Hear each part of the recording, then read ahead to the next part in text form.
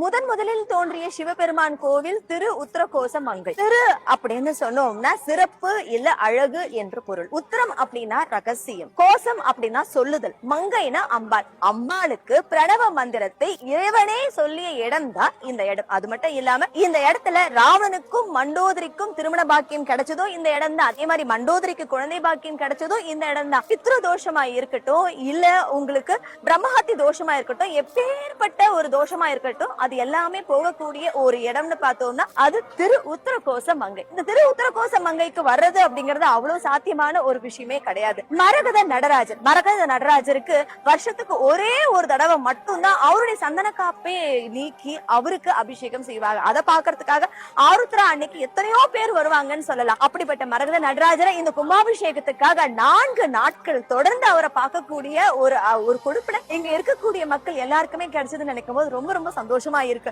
உங்களுக்கும் திரு உத்தரகோச மங்கைக்கு போகணும்னு ஆசை இருக்கா அப்படின்னா சுவாமியே உங்களை கூப்பிடுறாரு அப்படிங்கிறது தான் ஒரு விஷயம். நிறைய பேருக்கு கும்பாபிஷேகத்துக்கு வர முடியலையே அப்படிங்கிற ஒரு ஏக்கம் இருக்கும். கவலையப்படாதீங்க. அடுத்து வரக்கூடிய நாட்கள் எல்லாத்துலயுமே பார்த்தோம்னா சுவாமி நீங்க கும்பாபிஷேகத்தை அன்னைக்கு எப்படி பாத்தீங்கன்னா உங்களுக்கு எப்படி வரத்தை கொடுக்க காத்துட்டு இருக்காரோ அதே மாதிரி உங்களுக்காக அவர் காத்துக்கிட்டு இருக்காரு. கண்டிப்பா சுவாமியை வந்து தரிசனம் செய்யுங்க.